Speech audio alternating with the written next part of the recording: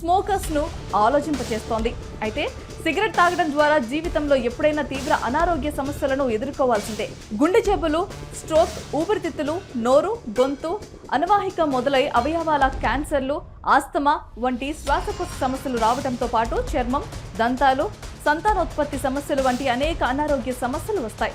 ఇక సిగరెట్ తాగే వారిలోనూ కాకుండా వారికి దగ్గరగా ఉన్న వారికి కూడా సెకండ్ హ్యాండ్ స్మోక్ ద్వారా ఈ ఆరోగ్య సమస్యలు వస్తాయనడంలో ఏమాత్రం సందేహపడాల్సిన అవసరం లేదు.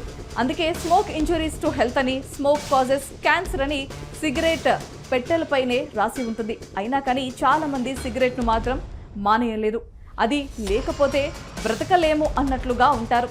ఉదయం లేచినప్పటి నుంచి నిద్రపోయే వరకు నాన్ స్టాప్గా ధూమపానం చేస్తారు.